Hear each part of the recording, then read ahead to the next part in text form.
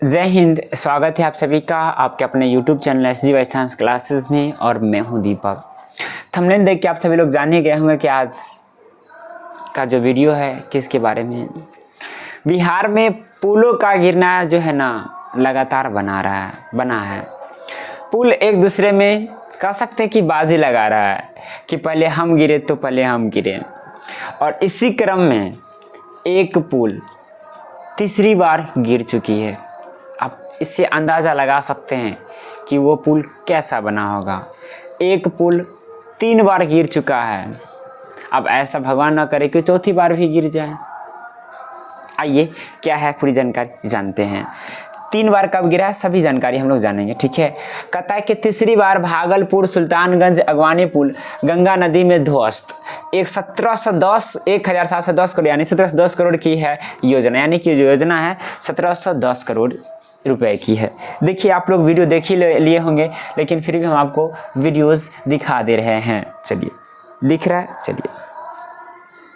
ये आपका भागलपुर में जो पुल बना है वो गंगा नदी पर आपको दिखाई दे रहा होगा कि ये जो पुल है वो गिर रहा है और लोग वीडियो बना रहे हैं। क्या बना रहे हैं? वीडियो बना रहे हैं, ठीक है। तीसरी बार गिर रहा है पुल। कितनी बार है? तीसरी बार। इससे पहले 2 बार गिर चुका है, ठीक है। तो देखिए क्या है, कब कब गिरा पुल वो जानेंगे डिटेल में, ठीक है। और कितने का योजना है? तो 1710 करोड़ की ये योजना है, ठीक है। और कहा जाता है कि ये जो योजना है सरकार की महत्वाकांक्षी योजना है। चलिए, दिख रहा होगा आप सभी को। देखिए कह रहा है कि भागलपुर में, कहाँ? भागलपुर में। चलिए, ग्रीन ही सही क्या? भागलपुर में सुल्तानगंज अगवानी गंगा नदी पर बन रहा निर्माणाधीन 4 लेन पुल तीसरी बार गंगा नदी में शनिवार को ध्वस्त होकर गिर गया। यानी कि गंगा नदी पर बना हुआ पुल है और ये तीसरी बार ध्वस्त हुआ है। इससे पहले 2 बार ध्वस्त हो चुका और ये तीसरी बार ध्वस्त हुआ है। सुल्तानगंज से अगवानी घाट की तरफ से पिलर नंबर 9, पिलर नंबर कितना? 9 और 10 के बीच का हिस्सा गंगा नदी में समा गया। यानी कि पिलर नंबर 9 और 10 का जो हिस्सा है ना वो गंगा नदी में समा गया। गंगा माँ भी देख रहे कि इतना भ्रष्टाचार से पुल बनाया जा रहा है, इसलिए कहते आ जाओ, समा जाते हैं। ऐसा ऊपर वाले की शुक्रिया मनाइए कि ये पुल बन के तैयार न हो रहा है। अगर पुल बन के तैयार हो जाता, सरकारें आती, यानी कि मुख्यमंत्री जी आते, कहते कि हमने पुल बनाया इतना बड़ा, उद्घाटन भी कर देते। अगर उसके बाद गिरता तो सोचिए कितने जान माल की क्षति होती, कितने लोग मरते हैं।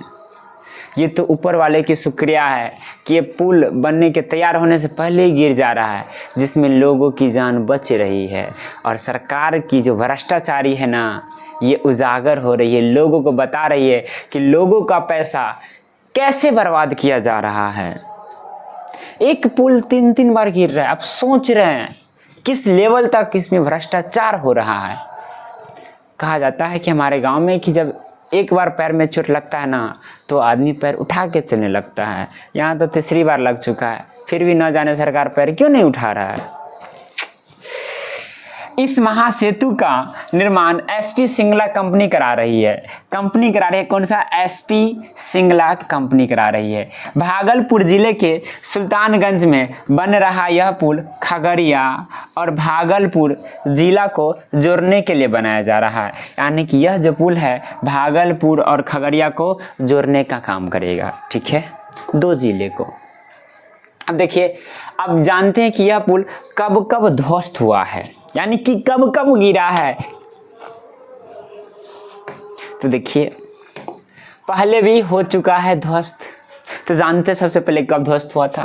तो पहले भी 4 जून 2023 को सुल्तानगंज अगवानी गंगा नदी पर बन रहा निर्माणाधीन 4 लेन पुल जमींदोज हो गया था। कब? 4 जून 2023 को। सबसे पहले कब गिरा?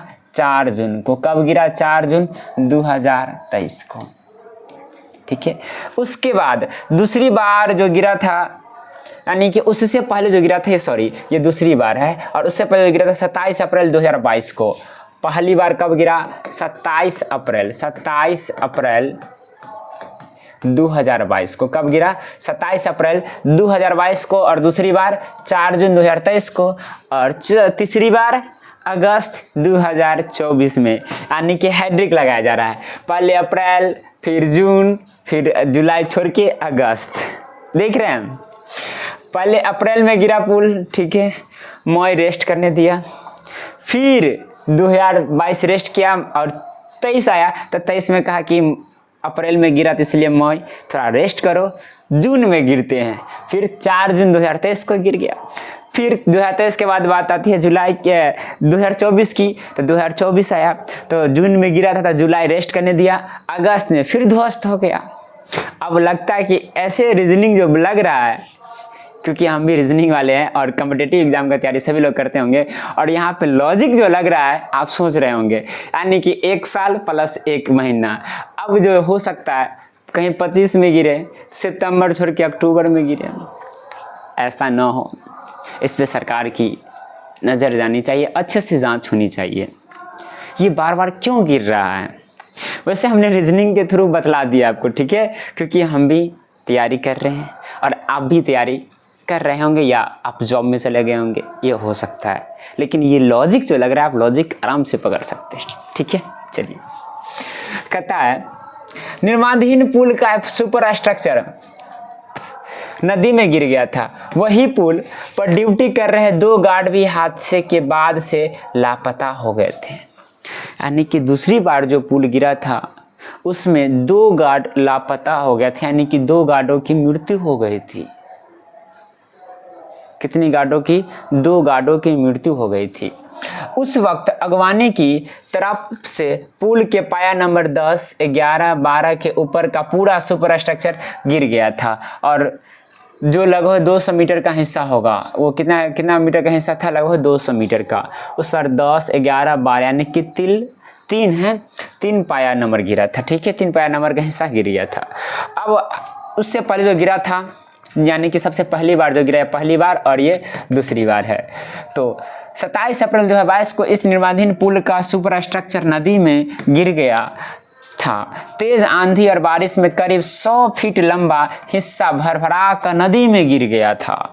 हालांकि उस वक्त जान माल की क्षति नहीं हुई थी। इसके बाद पुल निर्माण का काम फिर शुरू हुआ। इस बार करीब 80% काम सुपर स्ट्रक्चर का पूरा हो गया था। इतना ही नहीं, अप्रोच रोड का काम भी 45% पूरा कर लिया गया है, ठीक है। चलिए अब आगे जानते हैं कि ये जो योजना है वो सरकार की महत्वाकांक्षी योजना है, और फिर भी 3 बार गिर चुका है, सोच सकते हैं।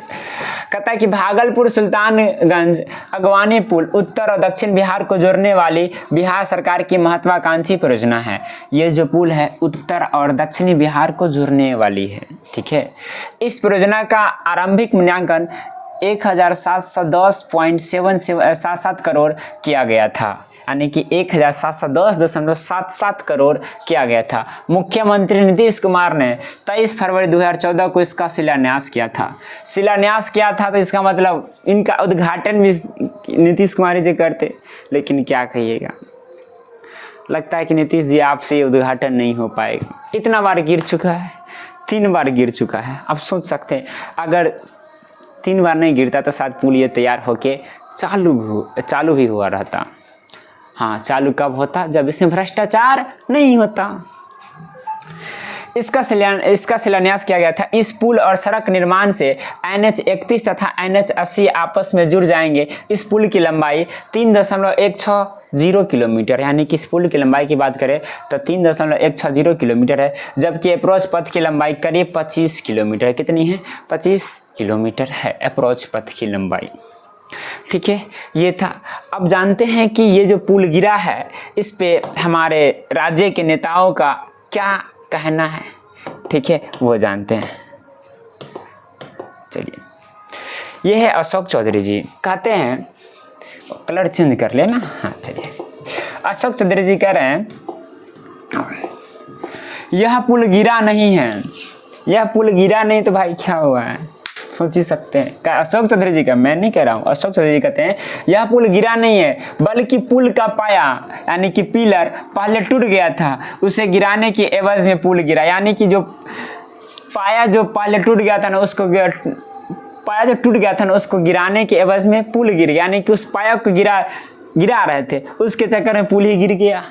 यही ना आपके कहने का मतलब। यानी कि फिर से रुपया एक्स्ट्रा लेने के चक्कर में कंपनियां हैं क्या, ये अशोक चौधरी जी कहते हैं। अब कह रहे हैं जीतन राम मांझी जी क्या कहते हैं, सुनिएगा, ठीक है। ये मैं अपने से नहीं कह रहा हूँ, न्यूज़ 24 पे बोले हैं। कहते हैं आखिर इसी साल ही सभी पुल क्यों टूट रहे हैं।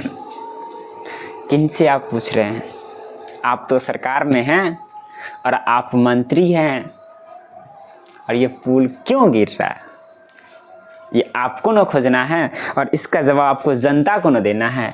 आपसे जनता ने आपसे सवाल करता है कि आप ही कर रहे हैं जवाब कि यह पुल क्यों गिर रहा है इसी साल 2024। शायद लगता है कि 2024 आपके सरकार के लिए बैड लक है, यानी कि बुरा समय है।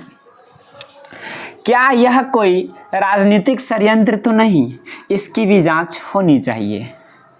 आप कह रहे हैं इसकी भी जांच होनी चाहिए, लेकिन ये बोल के रह गए, होगा नहीं सही से, फिर से पुल बना शुरू होगा, फिर से गिरेगा।